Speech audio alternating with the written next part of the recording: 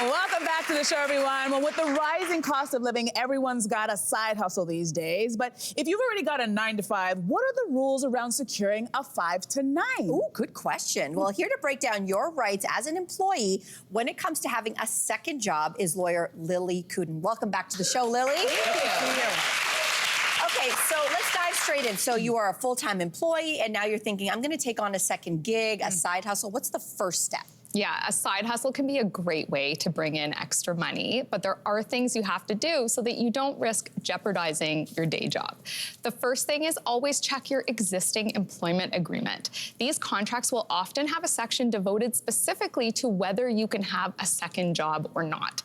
Sometimes the answer will be yes, sometimes you'll need to ask permission, you'll need to declare conflicts, sometimes it may be an absolute no. So you just want to be aware of that before you take on a second job. I feel like everybody I know has a side hustle, so these are very important questions that need answers. So the next question is, if your employment agreement allows you to work a second job, is the company allowed to dictate the kind of job? Sometimes the answer is yes. Oof. So there are provisions that we call non-compete clauses, meaning you cannot go and work for your employer's competitor while you are employed, but also for some period of time after. Now, if you're the president of Coke, you can understand why you might have in your contract a provision that says, once you leave, you can't go straight over to Pepsi. We're concerned about confidential information, know-how, trade secrets making their way over.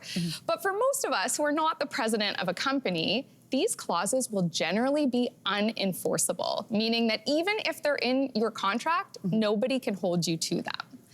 The other thing is that for remote work, do you remember the phase in the pandemic when everyone was taking multiple remote jobs and pretending they only had one? So these contracts have now been refined by a lot of employers to make clear that if you are working a job from 9 to 5, you generally can't have a second one of those jobs that you are also working from 9 to 5. Aha. Okay, you say one of the biggest mistakes that people make is doing personal work or maybe on that side hustle during their business hours, I guess that 9 to 5. So talk us through that.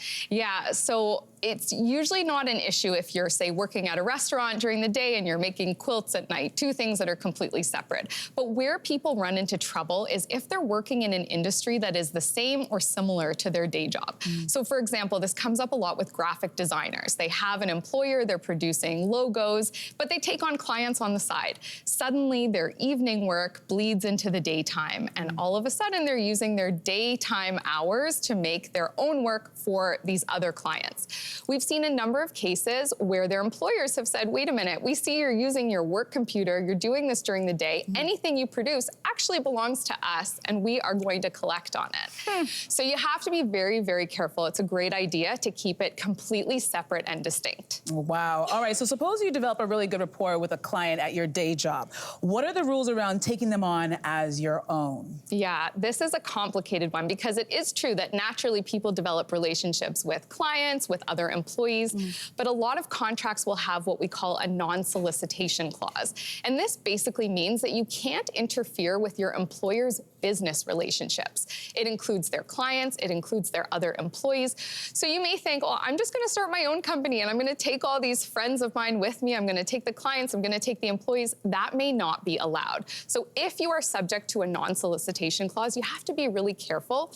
Different story if they're the ones who approach you. So if that client says, hey, I'd rather come and work with you at your new company, it's a bit of a different story. So you just have to be really careful.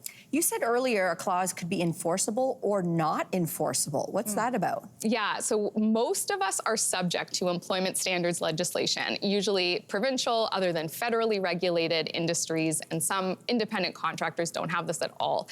But for the most part, we are governed by provincial legislation that helps to sort of set out the terms of our employment, and these change over time. So in Ontario, for example, non-compete clauses are not generally enforceable.